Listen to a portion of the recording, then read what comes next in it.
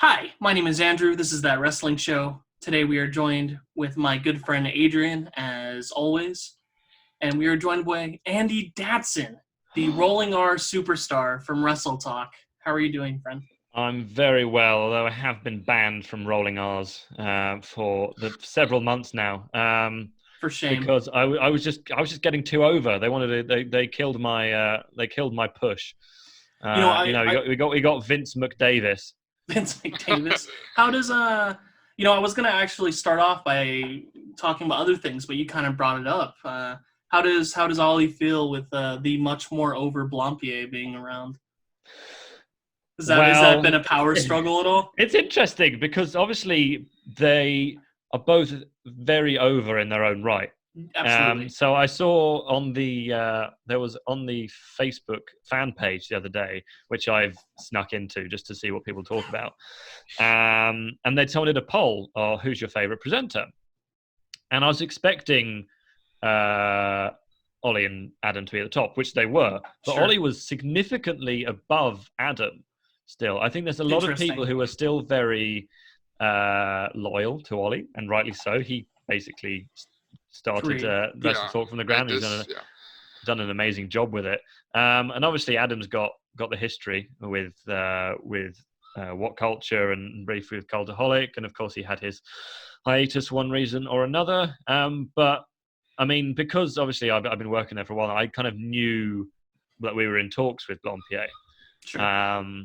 And for me personally, and for Pete and a couple of other guys, one of the reasons we got back into wrestling in our sort of mid-teens was because of What Culture and because of Blampied and because of Pacitti and those guys. Same. So it was really quite weird to be sitting next to him in the office, having been watching him for several years previously. But I don't know, there isn't any real power struggle. They're both really, really nice guys, and they rub along together really well. Obviously, Adam's kind of take charge of Parts of Unknown. Sure. And Ollie's more Wrestle Talk. But no, it's a really nice office atmosphere. No, there's absolutely no tension between them. That's good, man. I wasn't even gonna go there, but you that was like the first thing you brought up. So I'm like, all right, well, let's. But more about you. How did you get into wrestling? Was there a certain like match or moment that made you go, oh, I'm a wrestling fan now, or was it just something? I think it's one of those things that when you're little, because over here, it's not as much on the TV as it is. It's not on cable. I mean, it was on a thing called Sky Sports, which you might not get over there. No. But it's a paid for service. And when I got home from school, it would often be on. It was like a 1 hour review show of or like a highlight show of Raw or SmackDown. Sure. And I probably watched it when I was kind of between 5 and 10. And at that point, I was still very much in the kayfabe world where I hated the heels and I loved the baby faces. But my mum hated it. Like every time I walked into the room, she's like, "Stop! Why are you watching that?" And my dad thought it was silly. And to be fair, they still do. They think as much as they're very supportive of my job, they do think it's really bizarre that I've managed to make a career out of it. But then when I went to high school, which I guess is between grade fourth, fifth, and ninth grade for you guys. Seventh through 12. It's like age 11 to okay. Age 11 to 16 was when I started really watching it properly. But then I kind of stopped during WWE's kind of off period around kind of 2011, 2012, where the storylines kind of dropped off. But then I went to university and I thought I'd treat myself to the WWE network. And I just started watching all the pay-per-views. I wasn't watching Raw and SmackDown so much, but I was watching the pay-per-views a lot and kind of keeping an eye on the storylines and things like that.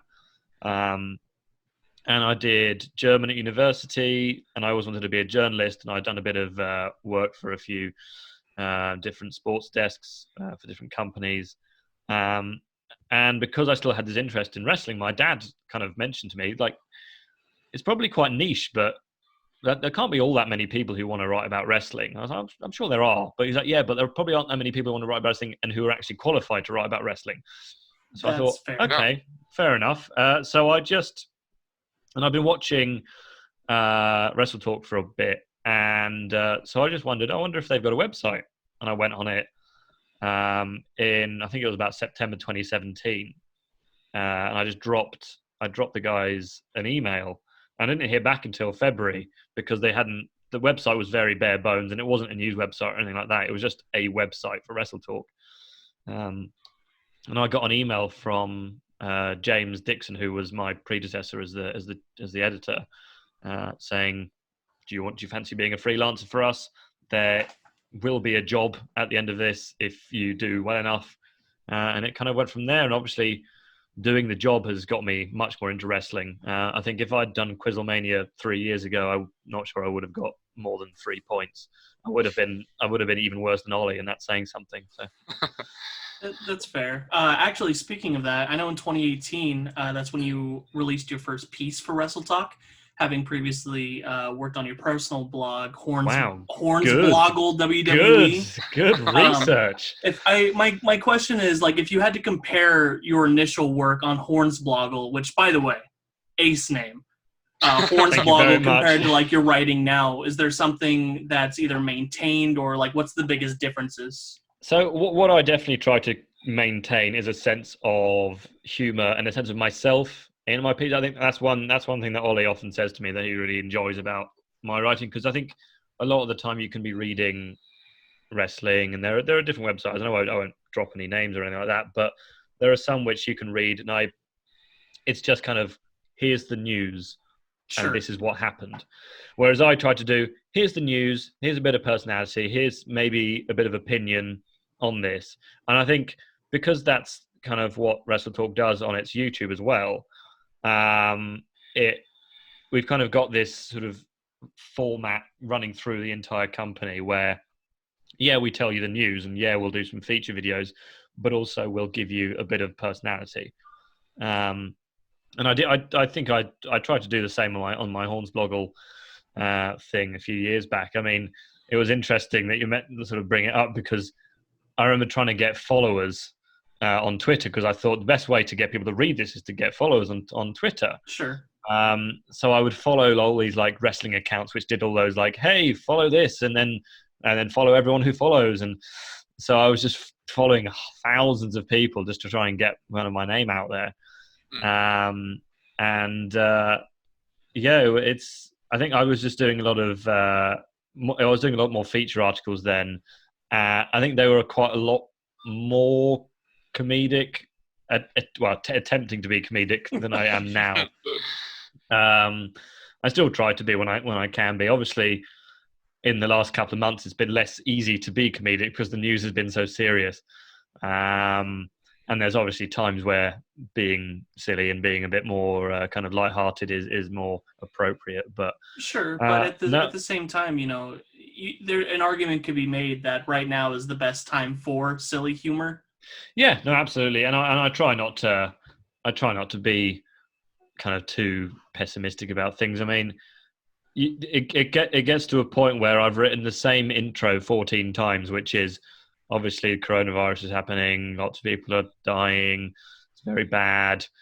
It gets to a point where like, okay, let's try and switch this up a bit. Obviously, I'm not going to go, hey, coronavirus, but I'm going to, but I think you've got to try and, or if you see a story that's about coronavirus, which isn't particularly interesting, you're like, okay, I'm not going to do that one because I think people have probably had enough of that.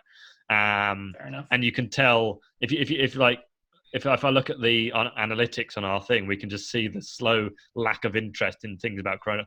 Because I think people just want a bit of a, like with Quizzlemania, people want a bit of an escape at the moment. They don't want to have to focus that, yes, the world is ending. So it's nice to have a bit of a focus on something else. Absolutely. I know Adrien had mentioned he had a question in regards of your predecessor. What was that again? Yeah, so I was going to talk about having this job. You've almost been the editor-in-chief for about a little over a year, or a little under a year now, taking it over from James Dixon. Is there anything that he's told you that you're still using to this day? Well, James is great. I mean, he's still the editor of Wrestle Talks magazine. Okay. So he still puts that out every month, and I think mainly just he has got one of the most ridiculous work ethics of any human being. For several months, he was the editor of both the website and the magazine. So he was putting out a magazine monthly whilst also working on the website, which, I mean, it came as almost a relief to everyone when he said, look, I can't do both, because he was running himself into the ground, basically. Yeah. But he just had this work ethic, and he was, as much as he was my boss, he was also like a friend, which is what I try and kind of put across to my own writers. I mean, we've got some people who kind of sometimes write for us for free if they feel like it, but we've got 5 guys. We've got Nate, Brian, Louis, and Liam, who are on my main kind of writing team.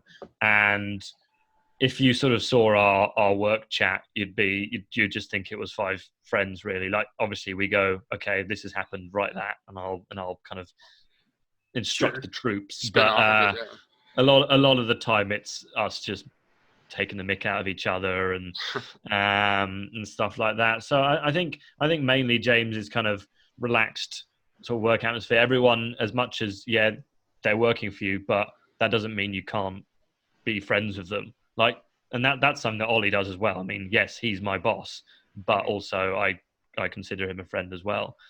And I think that's a really important thing to have, especially in a world of wrestling where I think it's easy to take things too seriously. For example, I hate people who hate AEW for no reason, or people who, just because it's AEW, people who hate NXT because it's not AEW.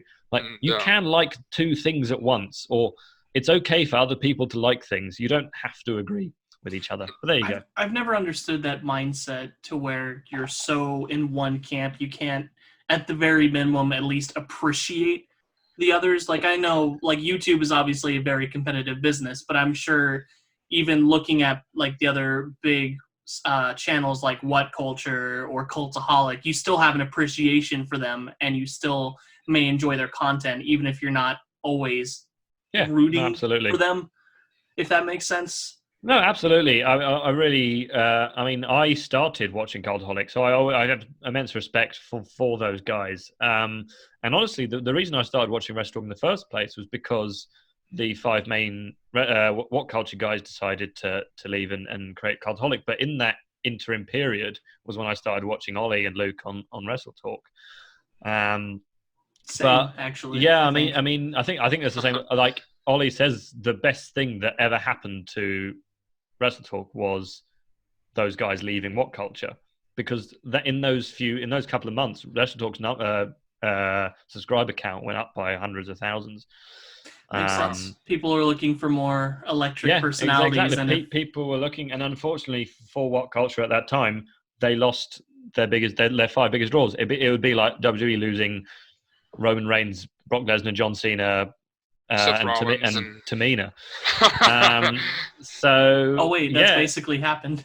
Yeah. Exactly. And I mean, YouTube is an interesting place to be, because as much as the vast majority of our fans are absolutely delightful, we absolutely love them, there's always going to be that small pocket of people who just go on YouTube to be unpleasant.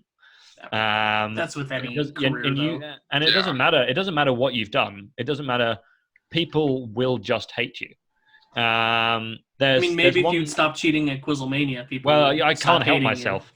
But there's one guy called there's a guy called Brian in the Quizzlemania super chats who absolutely despises me, and I've never met the bloke. Every time I say anything or try and make a joke, it's F off Andy, or shut up Datson. And it's like, okay, fine. I mean, I don't expect everyone to like me, but I'd quite like to know why you don't like me. But I mean, like, Olly's got there are people who just for some reason hate Olly, people who hate Luke, people who hate Pete, people who hate Laurie, people who hate Adam.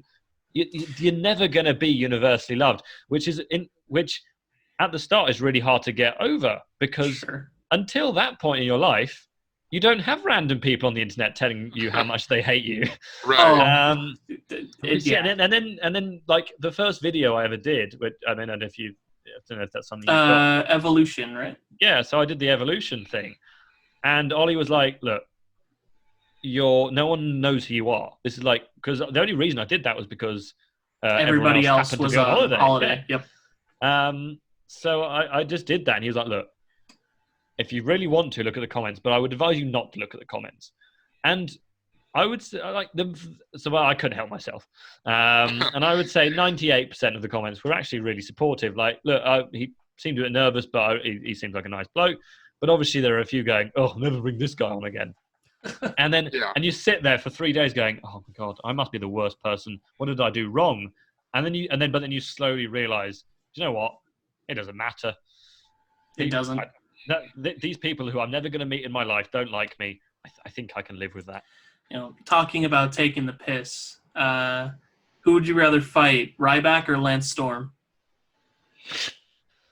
Oh my God. Probably Lance Storm. That's probably a smart decision.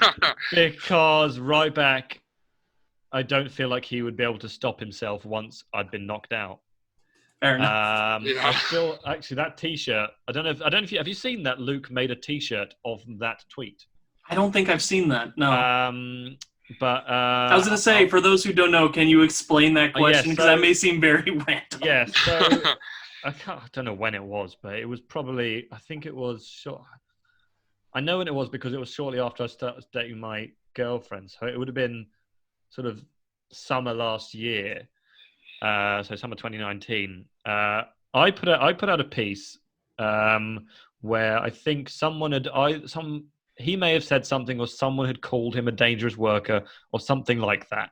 Sure. So in the piece, I put that Ryback wasn't always the most popular person in the locker room, and that was because of people like CM Punk and other people saying that it injured a lot of people and that he was a dangerous worker and that he didn't have a lot of fans in the locker room. So I put that out, and just sometimes it doesn't. I don't know why it happens, but sometimes wrestlers, because he doesn't follow Wrestle Talk, so he must have searched his own name, or someone must have retweeted it that he followed. Sure. Right. And he sees this piece and just clicks on it and sees that I said that he wasn't particularly popular, and so he goes on Wrestle Talk, finds a picture of me from when I was 21. And tweets saying something like, oh, you should never look at this guy. He clearly knows nothing about wrestling. He's such a jackass and all that. He's a horrible human being. And then he DM'd me to say that I was a disgrace to the human race and that I should never be allowed to write about wrestling again. And then he blocked me. So he probably won't be coming on Quizzlemania anytime soon. He probably won't be. And then Lance Storm... I honestly can't remember what it was, but he said something like, oh, WWE should do this. Sure. So I wrote a piece saying Lance Storm urges WWE to do this. And for some reason, he really took exception to it. He was like, he tweeted back saying, I didn't urge anyone to do anything, you jackass. He said, oh, make your own news instead of like using what I'm saying. And everyone in my office went, but Lance, you are our news. You're a wrestler, or you're a former wrestler. You're what we write about. If you don't want people to talk about what you tweet, don't tweet. Yeah. And it was such an obvious like, oh, you should do this. And so he said in the tweet, oh, you should do a piece which says Lance Storm urges Wrestle Talk to piss off. So we did, obviously. We did a follow-up piece saying that. And yes, since then I haven't been able to throw that one off. I think, has there been anyone else? No one who's attacked me personally like that. That's why I had to ask who you'd want to fight, and I think you made the right choice. I think Lance Storm, just because he's a bit slimmer. A little bit older too.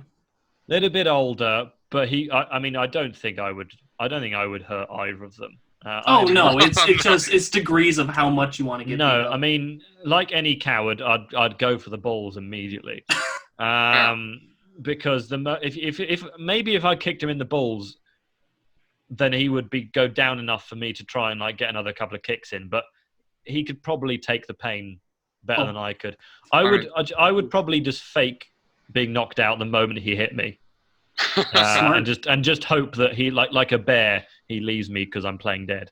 Cool. So I'll make sure and run the title of this podcast. Andy Datson wants to kick Lance Storm in the dick. Yeah. Thank you very much. That's perfect. Oh man. So you kind of mentioned him earlier, but is there a rumor that's more tired than CM Punk confirmed to blank? Is there something like as a website editor that you get more tired of than that? I get tired of Vince McMahon burying people.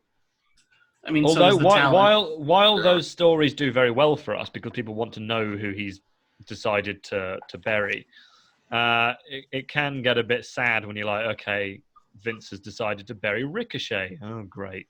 Yeah. Or Vince has decided that he doesn't care about Cedric Alexander anymore. Right, okay. But rumor-wise, is there stuff that we hear more than... I mean, I guess anyone to AEW. The moment someone leaves WWE, you're like, okay, well, here we go for another week. This will be the story for a week. The Revival, that was a long one. That got a bit tiresome. And Ronda Rousey. Basically, people returning can get quite boring. Sure. Samoa Joe for the beginning. And it's weird. Like, there are different people you'll find have different... I thought Samoa Joe was quite a big star, and so I wrote because there was an update about his concussion, so I wrote a story about his concussion and an update and that he was coming back. But people don't care. People don't care about Samoa Joe for some reason, or our fans don't care about Samoa Joe. But then you write a piece about Alexa Bliss having a new boyfriend, and everyone goes completely insane. It's like the Joker thing. Everyone loses their minds. Obviously because people are thirsty and. Wrestling fans think, what? Oh, that means I can't date Alexa Bliss because I definitely had a chance. So I think people, just in general, person to insert promotion rumors can get pretty boring. Sure. But I say boring. Like there's only so many times you can write about it. So yeah. Fair enough. We posted on our social medias asking if anybody had any questions for you. I believe Adrien has one queued up from somebody. And a good friend of mine that I used to work with, he was talking about how Vice, they made some of these Dark Side of the Ring episodes really, really graphic, really dark. And with you being a journalist, have any of these hit you really hard, or the most impact? So it's interesting because pretty much all of them are things that happened before I was into wrestling. I remember Eddie Guerrero passing away. I remember when I was young, I was like, people were like saying, "Oh, Chris Benoit," and you can't talk about that. And then and then you sort of find out. I found out a bit when I was a bit older that what had happened, more about what had happened, but. I don't think I knew. I definitely didn't know to what extent, about his brain injuries and things like that. And I watched the Owen Hart one, and that happened when I was 4 years old. And again, all I knew about Owen Hart until very recently was the thing that was supporting him snapped, and he fell 80 feet to the ring. Yeah. But then. It is really interesting because it's one of those things and in the past week, we've obviously had the tragic news of Shad Gaspard dying. Yes. And it's one of those things where you have to weigh up what is public interest and what is while it might be interesting to someone, is it interesting enough for you to actually write about it? Because, for example, if let's say I was talking to someone recently. I can't remember exactly what it was about, but the Roman Reigns leukemia. Mm-hmm. So obviously there were things that I air quotes in the industry, and there are things that I hear that we don't report because it's not appropriate to report it. Sure. Right. And I'm sure at the time, which is part of the reason that all these Dark Side of the Ring things are being made, because at the time, not the truth wasn't reported, and you have to kind of weigh up what do people need to know, what do people want to know, and what do some people possibly want to know but actually they shouldn't know.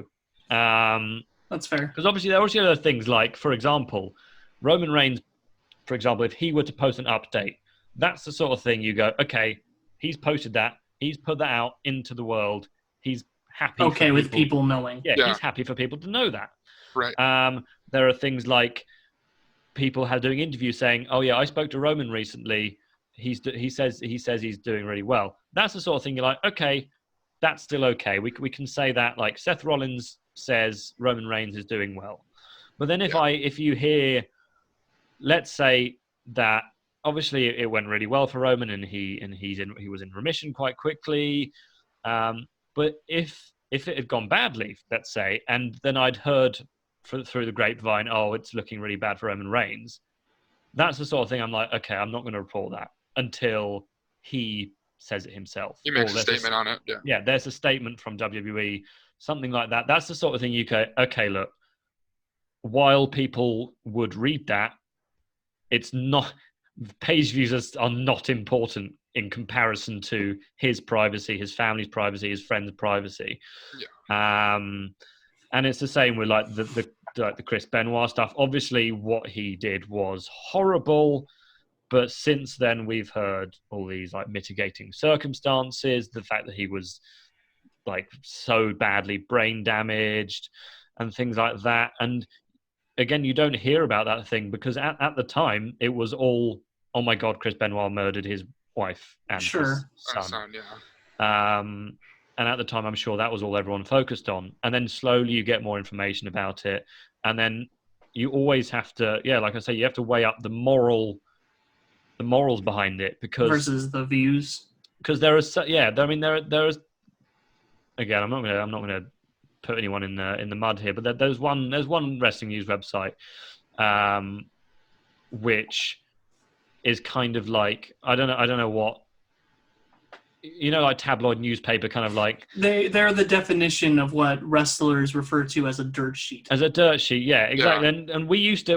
I mean, self-admitted, WrestleTalk.com used to be a bit like that sometimes, but now we've kind of found our voice and we found what we want to do, and that's not that. But there's one website in particular which kind of will just post anything.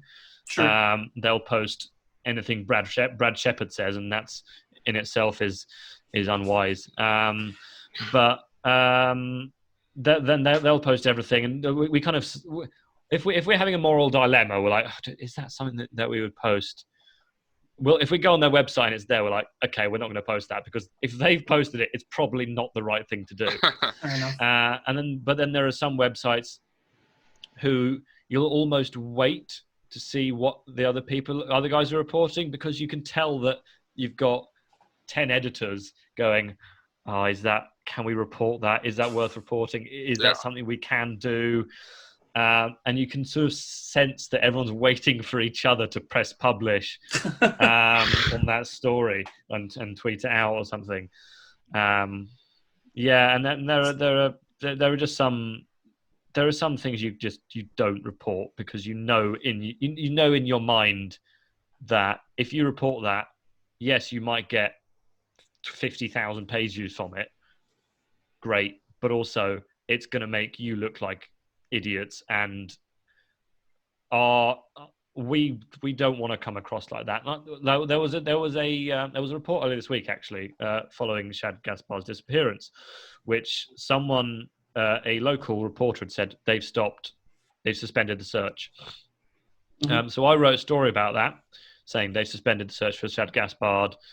And then as I was writing that, and just before I clicked publish and tweeted it out, another report came out saying that's not true. They are still searching for him. And so we got messaged on Twitter by someone saying, "Oh, why are you like reporting false things.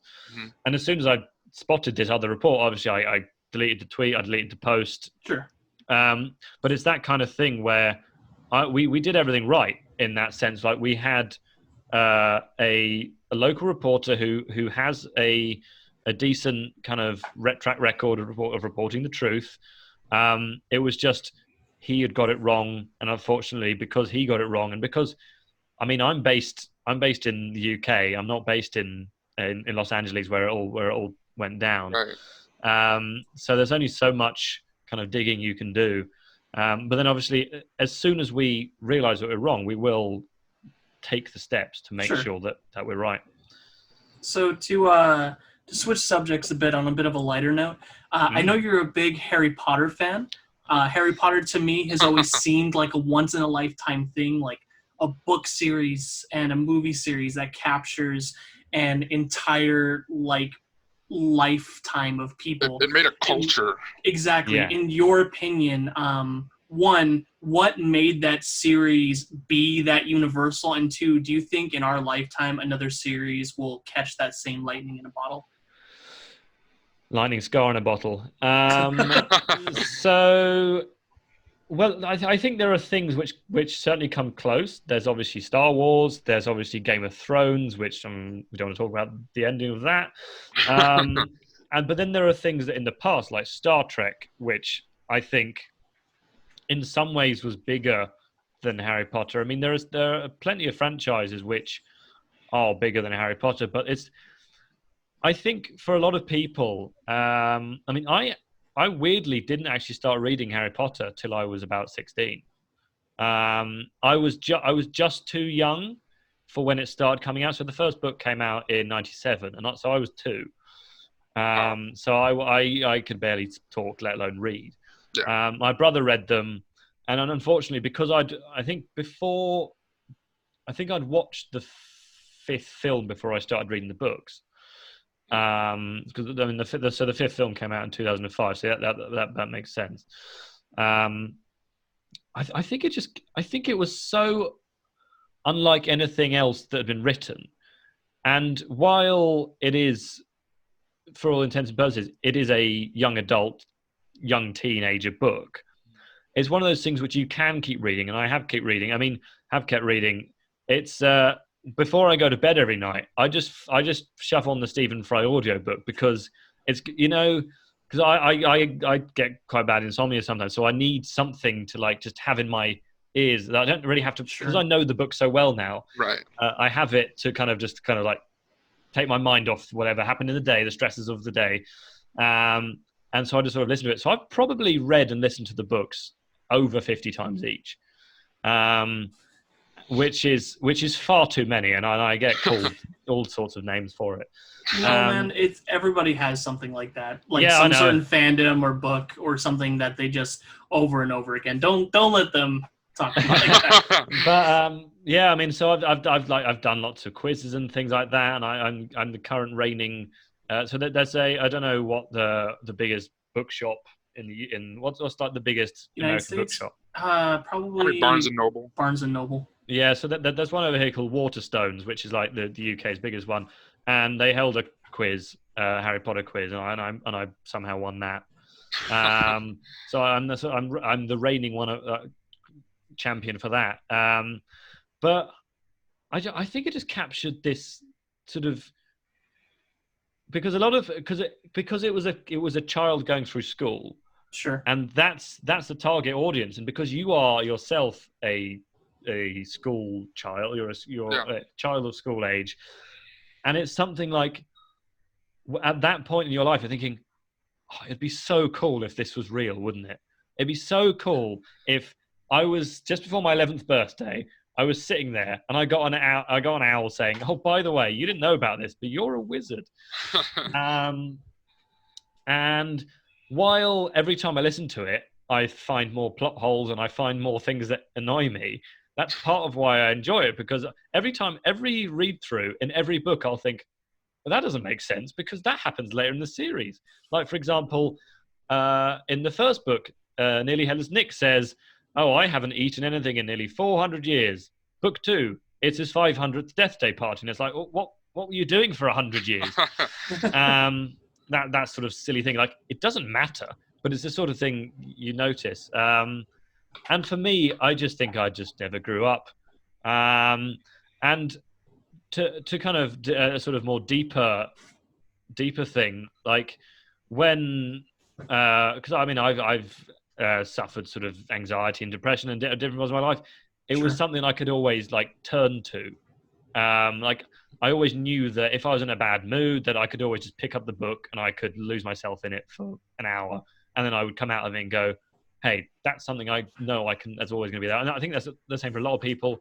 Like, and I think that's why these kind of mega fandoms kind of crop up. Like, people who just get so into something, and it's so cool to see people who are so passionate about a specific. Like, I mean, I'm a big Star Wars fan. I'm not someone who kind of is into like the extended universe. Like, I've watched the Clone Wars and things like that, and there are other things that people get into, like Dungeons and Dragons, or like cosplay and things like that. Like, it's really cool for me just to see people just with passions like that. Sure. But I think definitely there's going to be another book film series that captures the world like Harry Potter. Sure. It might not be in the next 5 years. It might not be in the next 20 years. I think it will happen. Whether it's going to happen to the same extent, because obviously, I think the further generations go on, the less people are reading books. That's true. Unfortunately, I think if there's going to be a franchise, it's going to be a film franchise, and I suppose you've got the MCU, which has been I guess when did Iron Man 1? One came out like 2005. I don't know. I was a kid. 2003, maybe 2004. Something like that. Yeah. But that's kind of encapsulated 16 years. So there'll be people who started watching Iron Man when they were 10, and now they're in their kind of mid-20s, and that's been their life. It just happened that the group that I fell into was the Harry Potter. Yeah, my kind of age. I was kind of, when I was in high school, it was like near the end of Harry Potter. My big thing when I was in high school was Twilight, and everybody loved Twilight. I was a self-professed Twihard. Oh yeah. Were you Team Edward or Team Jacob? Oh, I was Team Jacob all the way. Yeah, I've never read it. It's bad. It's not. Oh yeah, no. My friends have all my friends all read it, and then like a few years later went, "Oh man, those were not good books." No, I've done the same. I did the exact same thing. I read them all. I loved them in high school, and then I tried to go back and reread it, and just realized how bad they were. But for me, that going back to Harry Potter quickly, like it's also something that like I think will help me almost connect with almost future generations and stuff. Because one thing that I'm currently doing, which made me love her even more, was my girlfriend turned to me one day and said, "Do you want to read Harry Potter to me?" And I was like, yes. So I've been reading it to her, and I've been doing all the voices and stuff like that. And it's like, oh man, I can't wait till I have kids. And I don't care if they don't want to listen to me. I'm going to read Harry Potter to them. And it's one of those things where I'm just like, this is going to be something that I can keep going back to. I think at some point I will stop listening to them. I have, for people who don't think I've read other books, I have read other books. I've just read this series of books more than is normal. I mean, you love what you love, man, and that's why I wanted to ask you though, because you are probably the biggest Harry Potter fan I know of. So, well, you know, are you before we change subjects, are you a Hufflepuff? Why does everyone think that? No, according to Pottermore, I almost said Quizzlemore. Pottermore, I'm a Slytherin.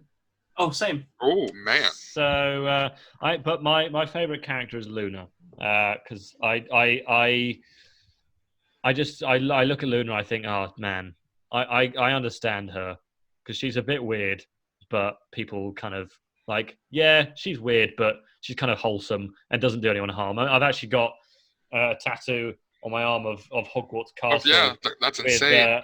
With "You're just as sane as I am," which is one of her quotes. Yeah. Just on my arm. So much to my mother's disgust a few years ago. But yeah, it's just one of those things which just happened to take over my life, and I think it probably will continue to do so for years to come.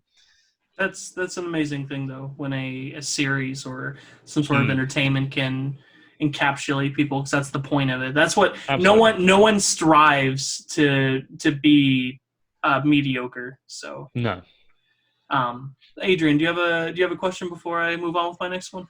No, I will go with so you've known wrestling for quite a while, pretty much your whole life, you said, and you've seen many highs and lows with certain wrestlers, and if you could go back really to enjoy one moment of history that you haven't, spent the time to, and really take it in and enjoy it, what would it be? I think it would be late 90s, early 2000s Rock, Stone Cold, because you watch replays of that, and the crowd is just. I want to go back to a WWE crowd that acted like it cared, or like a WWE crowd that is so electric, and there are genuine superstars who made themselves superstars. They weren't, as much as I respect Roman Reigns, people who aren't just the guy Vince picked. As much as kind of obviously when they realized how over they were getting, Vince ran with them. But you had these guys who, I mean, Rock debuted as this slightly chubby guy who wore bright colors and had his finisher was a shoulder breaker. And everyone wanted him to die. Yeah, and then 6 years later, he's pinning people with a standing elbow, but it's the most over move in the world. Yeah. So yeah, I think I would love to go back to that. I'd love to go back to the Summer of Punk, because that was during the time I stopped watching. I just lost interest. Sure. I think it was the burial of the Nexus which made me stop watching for a while. But yeah, I think late 90s, just that boom period for WWE, where like when Stone Cold returned that time, which is obviously in every single pop compilation on YouTube, which I watch all the time. Like, I would just love for that to happen but I just can't, unless CM Punk returned again. Right. I cannot see that kind of pop happening anywhere. Yeah. Because the crowds aren't as big anymore. There's less. Right. There's and it's not less even close. No, exactly. Yeah, I think without a doubt, I'd go back then and I'd want to soak in a wrestling audience which cared so deeply about what they were watching that it didn't matter that you knew it was fake. But so I to tag on that, sorry, Andrew, but does that have to do with the journalism aspect, with people pushing so much of the backscene stuff and all of those type of things down our throat, with the reality shows and with everything that Vince is doing on the network? Yeah. Does that kind of have to take the realism aspect, the love of it from people that, I mean, like stuff like that? It's interesting, because if I watch a show on my own, I find it quite difficult to get into it. But if I watch a show with some friends, or I do one of the live reaction streams, then I find myself like, okay, remembering why I love wrestling. But certainly, I'm not. It's very rare that something happens and I didn't know it was going to happen. Mm-hmm. Obviously, there are like match results which I don't know, but like if someone's going to debut, I'm like, you probably know. I sort of knew that was going to happen, or like I know that they have signed, so they're going to be debuting at some point. Right. But yeah, and back then, kind of kayfabe, while it was the sort of slowly people were understanding that this isn't real. Right. I think it was real enough so that people could still pretend that it was real. Sure. And yeah, I mean, today obviously you've got like when John Cena and Nikki Bella called off their engagement. They called off an engagement, and then Total Bellas went, "Oh, would you mind like acting it out again?" Like, how horrible must that have been for them? Like, first and foremost, you have to get you propose in the ring at WrestleMania and hundreds of thousands of people, and then you've got to play out your probably quite a painful breakup in front on a reality TV show. Yeah. And that sort of stuff makes me resent the business. And then you get stuff like the whole Lana, Lashley, Rusev, Liv Morgan's a lesbian. Like, well, right, okay, whatever. And that does take you out of it because you're like, right, okay, yeah. I'm remembering why a lot of people stopped watching this. There are times when I'll be watching wrestling and my wife will look over and she will just think it is the dumbest thing. So it's kind of strange from a outside perspective how they look at wrestling because we're kind of accustomed to how camp it is and how strange it can be sometimes. I remember when the Demon debuted, or the Fiend, sorry, not the Demon, not Finn Balor. I was hyped as hell. I showed her the entrance as soon as it like that match was over, and she's oh, it's all right. Yeah, no, well, so my girlfriend has no interest in wrestling at all. Sure. But I took her to but it turns out one of her other friends is a big wrestling fan, and he actually used to write for PW Torch with what's his name? What's his name? Oh, you were asking the wrong person. Who writes for PW Torch? Sorry, mate. Whatever his name is. Anyway, so he used to do that, and obviously because I'm me, I could get free tickets to stuff. So I managed to get some tickets to Rev Pro in London, but we could only get the tickets if I went.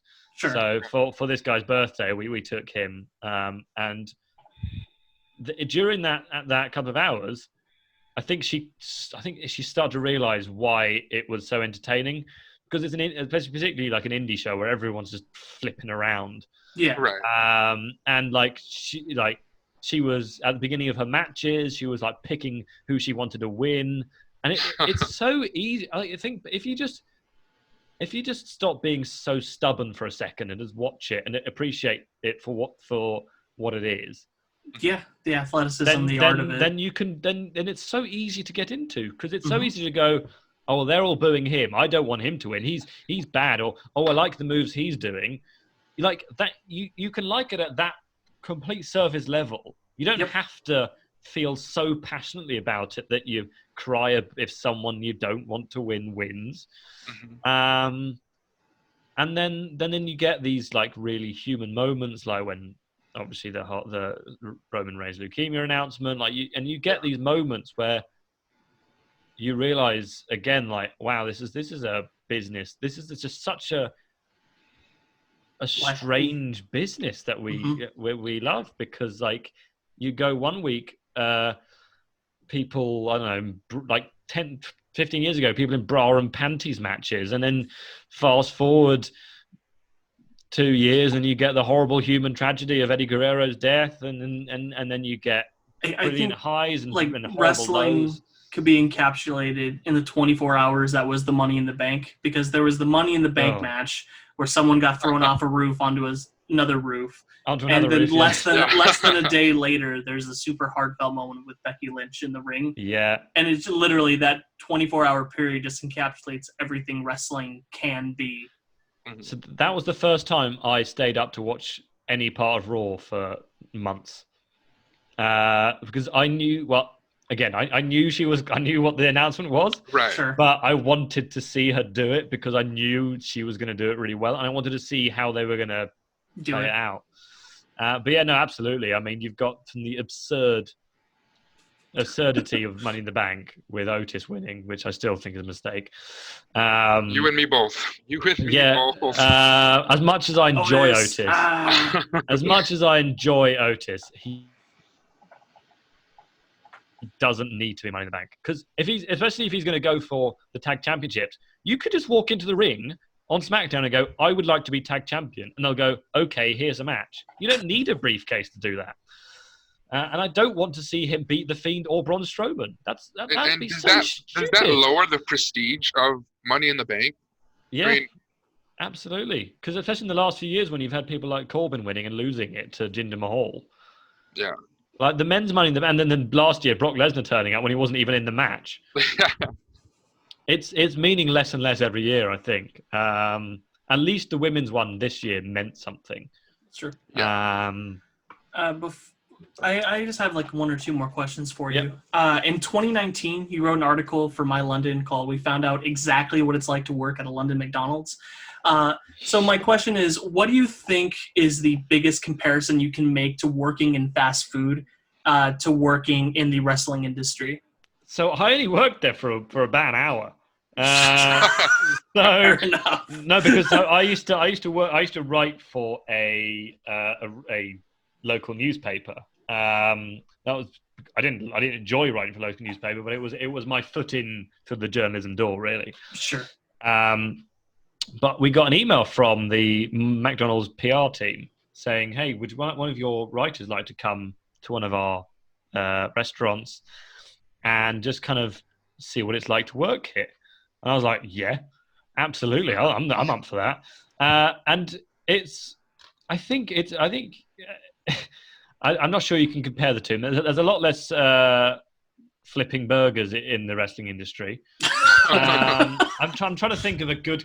I'm trying to think of a good comparison. But yeah, I mean, I literally only worked there for an hour, and I only made one sandwich. I made a McChicken, and I don't even like McChickens. In fact, I don't like any McDonald's sandwiches. Did you get the McChicken you made? I did, and then I'm sorry I threw it away because I didn't want it.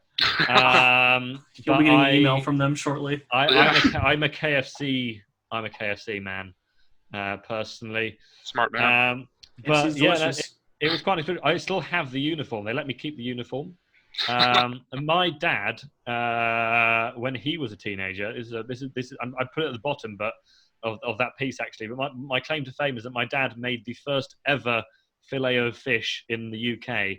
Because he worked at a McDonald's which is right on the south coast, so I think they were trying to promote it as this kind of a dish from the sea, like fresh fish right from the exactly. So it runs in my blood. So, but I think he only worked there for about 2 weeks as well. He managed to get someone fired because he put someone who didn't know how to use the milkshake machine on working with a milkshake machine, and the milkshake machine exploded. Oh Jesus! Man. But I'm trying to think if there's a comparison I can make. Bit of a strange question, I guess. Let's try and think. Okay, both feature a lot of grease. What?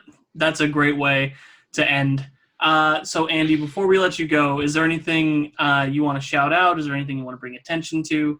Anything you want us to link to? Just go to WrestleTalk.com and WrestleTalk's YouTube channel, but mainly WrestleTalk.com, because the WrestleTalk YouTube doesn't need any help. It's fine.